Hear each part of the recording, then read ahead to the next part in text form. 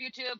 Y'all are gonna get tired of me doing this shit, but this is the only trip I'm gonna do this on. So I know I just told y'all I was gonna leave around 2:30, whatever. Well, one of the things that I do, I don't even know what I do until I start documenting it.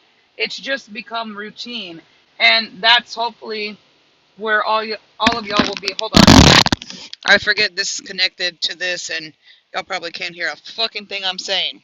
So, um, I always forget to mention shit because it's just second nature to me. So I just do this shit.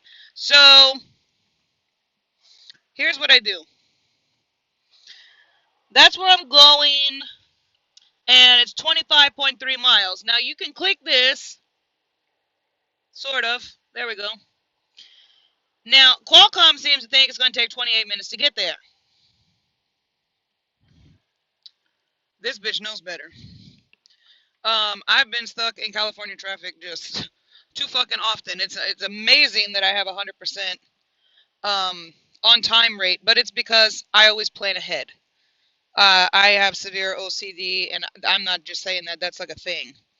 So what I do then is I come to Trucker Path, because Trucker Path knows what's going down on the highways right now. So Trucker Path says, yep, it's really about 29 miles.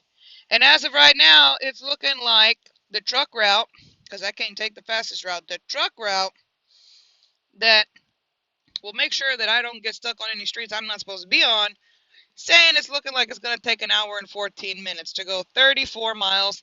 That's some California bullshit. But there's my oven. It sure does look nice out here, y'all, huh? So what I will do is, because I don't know where the Qualcomm is going to send me, if the Qualcomm sends me on the gray part of this map, I-15, it's going to take 5 fucking years to get there. If the Qualcomm sends me down the right highway, then I won't need this. But I'm going to leave this on my floor. Hold up. On my floor. So I always have my hand cream. That is how come my hands are not cracked. That men's lotion, O'Keefe's, whatever, that shit's good. I got my stuff here. My next load is already ready to go. I'm going to put this right here so that I don't have to stop on the shoulder, because the people in California, they're not nice. They're not going to let you over. I just open it, not cover the camera, put my thumb on it, bam, and she's hooked up to Bluetooth. So then I just go there, click Bluetooth, and we're good. So these are just ways you learn to operate while you're on the truck without having to pull over on the fucking shoulder and then get stuck out there.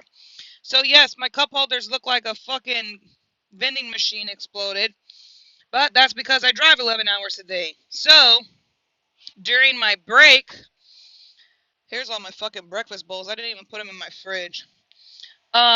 This is my keto water. I drink this during my break. I try to make my break as even as possible through my shift. And this is ketones. Somebody asked me a little while ago, they heard me mention ketones. I actually have a friend who I order Prove It at home. It gets delivered to my house, but I haven't been home in 5 weeks. So I've been using this for the past 2 weeks. I got it at Walmart for like 20 bucks. Does it work as good as the Prove It? The Prove It I normally pay 120 bucks for a month's supply, and you just comes in a little pack, you put in your water. Anyways, this water keeps your body in ketosis. Even if you're not in ketosis, this will put you in there for at least 8 hours. Basically, your body is burning fat for fuel, not sugar, because we don't eat sugar. Actually, these teas have been in here since my daughter was on the truck. I don't drink that shit no more because 24 fucking grams of sugar. And these are the small ones. Like, what the fuck? So, I always have really fast stuff on my break that I can grab. My deviled eggs. Remember, I'm bariatric, so 2 eggs. I mean, it's 1 egg cut in halves. I have 2 left. So tomorrow I'll be needing to make some more fucking deviled eggs. But you find ways to cheat. So, bam, there's the eggs. All I gotta do is mix the shit up and go, and I actually have that in the fridge. I always keep, these are turkey links, got my broccoli. I have all kinds of fucking cheeses. Stuff that whenever I pull over, I grab this. I have microwave bacon. You throw it together and you go. So you don't have to be making, I only prepare actually one meal a day. Let me put my keto water back before I forget, because it only tastes good if it's really cold. So, down here, in my opinion, I know a lot of keto people go with Quest. Protein bars, Think actually has 0 grams of sugar and 20 grams of protein. Quest has the same amount of protein, but it has like, I think 2 to 4, depending on the flavor you get. And it's gluten-free and all of that shit. So for bariatric patients, these things are good. This one is actually really fucking sweet to me because I don't eat sugar. It's really sweet. So I usually go back and forth between the peanut butter and the chocolate. They need to make one that's just got both flavors, and that would be good. Peanut butter packs are my best friend. Slim Jims are really good. They're fat, they're greasy, and they're full of protein, so that's good. And if I was to eat anything sweet, my cheese crackers would probably be good. And believe it or not, these have, I believe, 4 grams of protein. So yeah, and I keep backup water. That was a backup water that you saw there. Hold up. So here's my water, half a bottle. This is a backup one, so I don't have to stop or be mixing water while I'm driving. I make sure that everything is right here. Even because I'm super short and got T-Rex arms, bam, that's my iPad. Put my thumb on it, let's go. She's already hooked up to Bluetooth, so she'll just start talking shit to me and I'll follow whatever the fuck she says. So, instead of leaving at like 2 or 2:30, it is 1:06. So I'm going to wrap this shit up and I'm going to go get that trailer strap, hook up to my trailer, and let's get the fuck out. What up, YouTube? I'm going to talk fast because we move fast. So, I left the yard at approximately, I don't fucking remember. It took me 1 hour and 45 minutes to get here. I have dropped my trailer. I'm attached to my empty. So there you go, 2 hours almost gone on my clock. So had I not looked at Trucker Path, I would have been still sitting out there in some traffic thinking I had all this time when I didn't. So you got to make sure you're prepared. So we're about to pull out. I'm going to do my empty call, and I'm a mile away from my next shipper. So I'll catch up with y'all in a little bit. All right, what up, YouTube? Be quick. I had to, I got stuck. I actually, by 4 o'clock, the time I was supposed to pick up this load, I was already stuck in traffic on I-15, or 215 going to I-15. I have 2 hours and 34 minutes on my clock. Let's see how many miles I've gotten today. Not very much. In all of that time, 5.5 hours, basically, 120 miles. Thank you, California. So I'm taking my break right now. And then I will have still 6.5 hours that I can drive. So I'll drive probably 5 or 6 of that. And then start looking for a place to park. But, this is where I've already switched out. I got my keto drink ready to go. And I'm out of all of the city bullshit. So now I'm out in the desert. It's all open road from here on out. So thank God for that. I have desert sand in my nose, which reminds me I need to take some medicine. In my ears, it's everywhere. It's probably in between my toes, and I'm wearing tennis shoes. This shit today has been fucking ridiculous. But not as far as I would like to be on forwarding the load, but I'm going to make up for it now in the next 5 to 6 hours. So I will check back in the morning and let y'all know how far I got, what the times were, and stuff like that. But both dropping hooks today in under 20 minutes, in and out, and then just to sit in the fucking traffic. So it is what it is. That's why we prepare. That's why we leave early, and that's why we don't leave anything to chance. So I will catch y'all in the next clip. Peace. Alright, what up YouTube? It is 8:27. It's the next day, October 11th. I woke up at 7:30. I burned my truck up on the inside. It felt like an oven. It got down to 28 degrees last night, so around 2 o'clock, when it was time for me to really fall asleep, I turned the heater. Never used it before in the truck. Didn't know it worked so good. So I woke up at 7:30, melting. So typically I take a shower at night, but because I drove last night, I've already made my bed, set up my truck, and I'm headed into Love's. I could have moved the truck and parked closer, but it's daytime, so I feel comfortable walking all the way from the woods, all the way. I mean, I parked in the far back corner. It was the only thing that was open. And I've parked on the side, like made my own parking before, but then they wake you up when you're sleeping, tell you to move.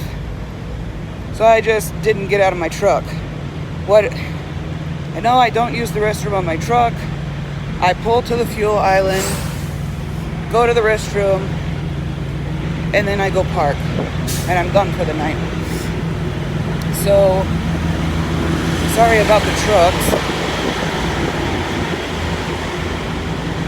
I will catch up with y'all when I get back on the truck. It's time to shower, get cleaned up, stop talking like a frog, get some fluids and food in my body, and then we'll pick up going again around 10:30, 11 o'clock. YouTube. So I am going to wrap this video up as the first 24 hours. Y'all excuse my hair. It is super windy here. I'm up on top of a really big hill / mountain. I figured that out whenever I was walking back up the hill to get way up here. Voice is still kind of scratchy. Excuse that. I'm sorry. I'm human. The sand yesterday just really fucked with my allergies and my sinuses. It's just a whole thing. So, I'm done. I've cleaned my truck. What I mean by clean my truck is I make my bed. All bags that would normally fall off the top bunk, I put over there. I stow everything away, basically, and I sweep my truck every single day. I actually use this little guy right here probably about 3 times a week. Usually if I see shit on the floor, OCD, it's a real thing. It kind of freaks me out, so I spray on the floor, and I just get down there and scrub it out. So, did that today, and I'm ready to take on the day. Now, let me show you how this clock business works. Yeah, this is where I parked, by the way. You never want to park here. I am so far away from civilization. Like, the trucks are way back there. I don't know if you can see that with the sun. But the love sign is way, way, way, way, way, way out there. So, and I'm parked face in because there's a shitload of room for me to get out. And, I mean, you can do it. It's fine. You don't want to do it all the time because then you'll be holding up traffic. But where I am, there is no traffic. So this is what my clocks look like for the week. So my 8-hour. So here I am right now. Let's start here. So I have myself off duty right now. I'm not in the sleeper anymore. As you can see, still 141 miles today. Have I technically got up and drove during the daytime today for this shift? No. So that 141 miles will go tacked on to whatever I drive and the amount of time that I drive today, which we'll talk about in just a minute. So put myself off duty. I've eaten, done all my stuff. I'm getting ready to do pre-trip. So my clock actually, my 14-hour clock, before I switched to on duty, my sleeper berth time, it showed that I had like 15 or 16 minutes. And in 15 or 16 minutes, all of these will be filled back up with the exception of the 70-hour clock. So as of right now, I have 47 hours and 48 minutes to drive. So since I'm documenting this, we'll see just how well I know how to utilize my time. What I am anticipating is getting to Kentucky somewhere on the 14th. Either it's probably going to be really late at night, early morning. if not the night before. So because I know the freight situation there, and I typically drive about 10 hours a day, one of two things is going to happen. This 4 will fall off because 4 days will have passed. I'll have 7 hours and 48 minutes on my clock. I typically don't take local loads unless I request them, because then they like want to keep you there, and I'm not into that. So what I'm assuming is going to happen, just based on my experience in doing this, and for me, I'll wind up resetting in Kentucky and then taking my loads to head back down south towards Texas, New Mexico, Arizona area after I reset, so that I can pick up that long load. They'll put the load on me ahead of time, but I'm going to be showing you all the clocks as I go, so we'll see how it works out. Now, because I don't like driving just any old hours, and because I already have 141 hours credited for today that I drove after midnight last night, hold on, I keep putting my finger on the camera, I'm sorry. Let me pull up the navigation. My first stop, I think, is still about 400 miles away, 396, something like that. TA is where I'm going to put fuel, and that is going to be in New Mexico. Sorry, I got y'all zoned in on my fucked up hair. My kid said that I couldn't let my hair grow out, so I'm going to be looking a little wonky for a while because I'm going to prove them little shits wrong. I used to have really long hair. Really, really, really long hair. Cancer changes that shit. So I got used to the little short hair. Parts of my head, I don't grow hair back where masses were removed and bullshit like that. So I've just gotten used to keeping the short hair. Plus, after you've had bariatric surgery, your hair gets really, really thin. Your nails get really, really frail, which is why I'm not a real big snob about my fingernails most of the time. Well, let's not lie. I've been doing my nails for 23 years. So it does bother me when they're not manicured or painted or at least look nice. But as a bariatric patient, the 30th of this month will be 1 year anniversary since my surgery. It makes your nails. Is this bitch going to work today? I'm not just filling y'all with a bunch of bullshit on purpose. She's taking 5 years to pull up a fucking route. My truck was off all night because it was fucking cold, so she reset or whatever. But my nails, my actual fingernails are like paper thin. I can literally bend them, make them wave, like tear them off like a piece of paper. So that's why it's really important that I keep my nails done. And I take shitloads of vitamins. Actually, somebody asked me, there's a couple of bariatric patients that are subscribed to this channel and ask about, the lifestyle, stuff like that. So I guess documenting this will show you kind of what I go through. But little medical advice for y'all. Something that doctors will never tell y'all is if you take calcium, you cannot take it with anything else within 2 hours before, 2 hours after. So if you've been taking calcium with your daily vitamins, your body's not absorbing it. And yes, I'm licensed to tell you that for all the retards out there. So, I'm trying to show y'all some shit that y'all can't even see. I keep my vitamins above my head. I take my calcium first thing in the morning because I usually take about an hour or 2 hours to get shit going.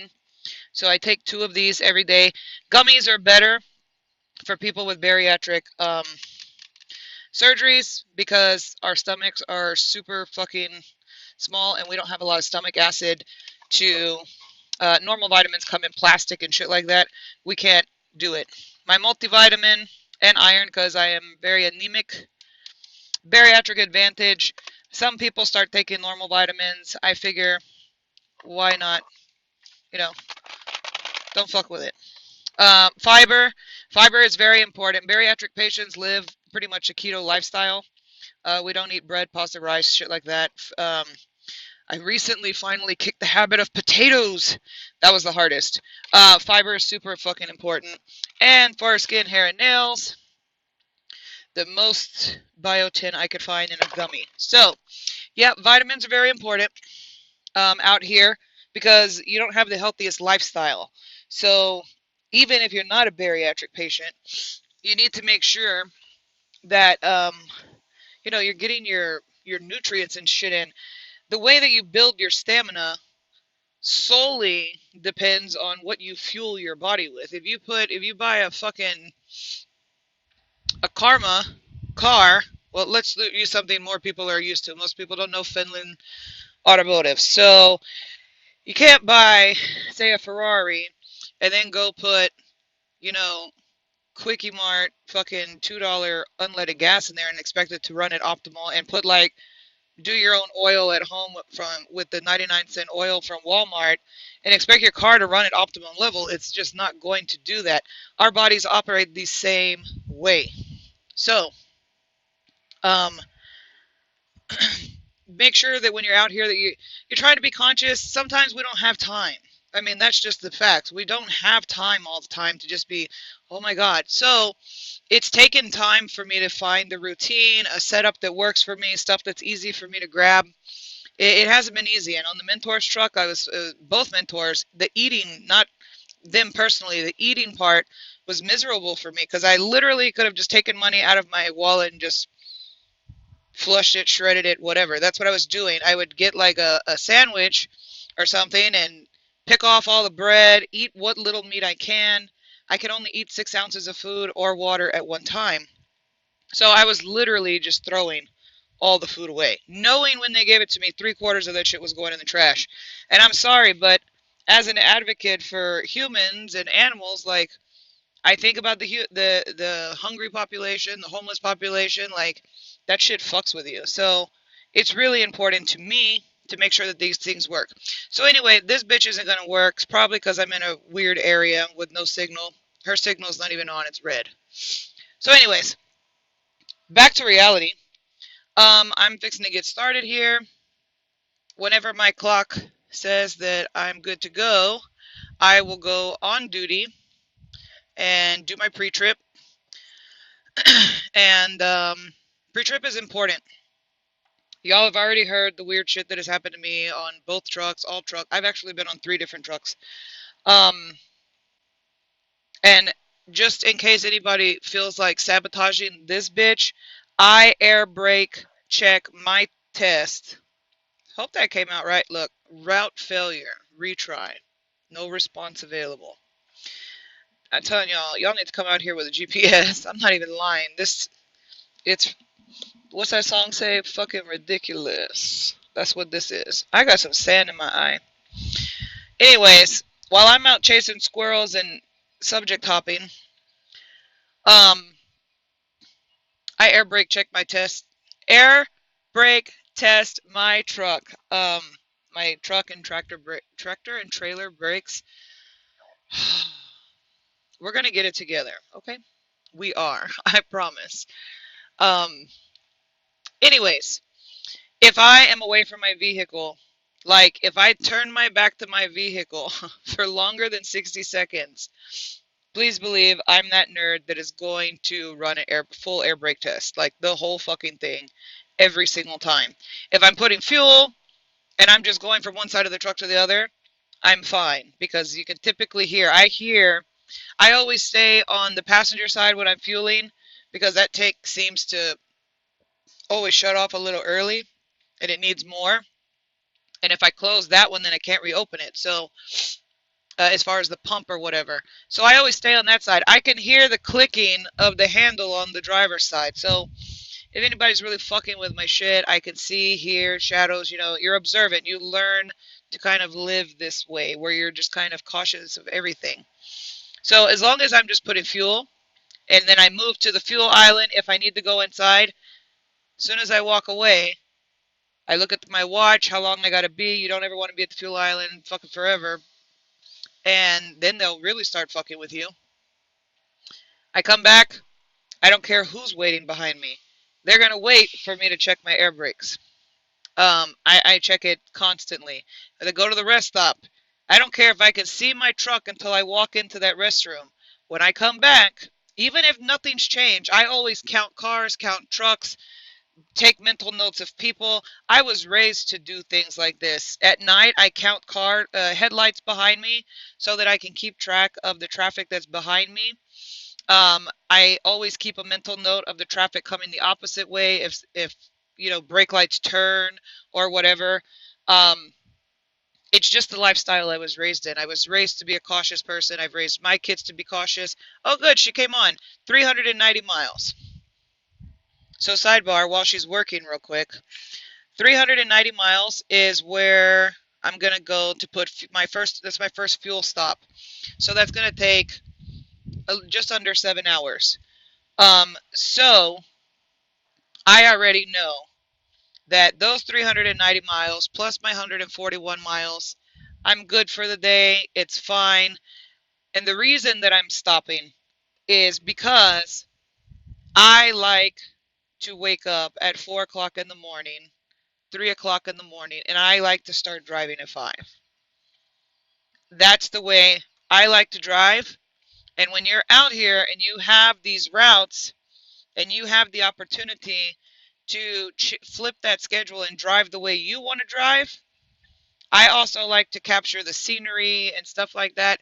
I drove through a lot of scenery last night. Luckily, I've already gotten footage of it going the other direction, but I'm in the Grand Canyon area. Like, you can't see a fucking thing at night. Like, all you see is these big pointy shadows in the air. Um, I prefer to get to the truck stop early, not have to park in a place like this where I'm sketched out and there's shit and piss everywhere and trash, and it's just not a good situation. So I choose to run my clock the way I want to. I don't like it. Obviously, you could tell I'm not running on 5,000 like I normally am. I'm tired. My body, I didn't sleep 8 hours. It was fucking cold. And then I burned up my truck. It's so fucking hot, man. I had to throw away one of my protein bars. It's completely melted, like soup-like melted. Um, there's sand in my eye. It hurts. I tried to wash it out in the shower. It didn't work. I think I may have scratched my eye. I think that's what's really going on. So, anyways, so today's gonna be a short day. I'm only gonna drive. I won't even have to take a break. And then those hours will just roll over to whatever's going to be left at the end of this trip. I might have enough to start forwarding a load back down south, which is probably what's going to happen. And then I'll reset in like southern Kentucky, Tennessee area somewhere. So I'm predicting that's how the rest of this trip is going to go. I don't know. The powers may decide to throw a snowstorm or a hailstorm or flying cows. You never fucking know. But that is how I operate. Looking ahead, I'm either going to reset in Kentucky or have at least, if I have at least 8 hours, I'll start forwarding my load down south. And I'm pretty sure I'm headed to Texas. So, um, we'll see how it goes. So today, I will drive 390 miles plus the 141. We're going to call it a day. And I'm just going to park there at the TA in New Mexico. So I won't have a problem finding parking. I'll be in a safe, lit area and be able to get back on my sleeping pattern for tomorrow. So, even though I'm tired, we got it going. I got my drinks. I got my shit. Y'all think I'll be bullshitting. I got my 2 drinks. And Keto is hanging out right there. Got a fresh mix of ketones, sorry. So there we go. 8 o'clock on the dot. I am good. So my DOT clock just said I am ready to go. So there we go. So now I'm going to let y'all go, set this thing to upload, and I'm going to pre-trip and get going.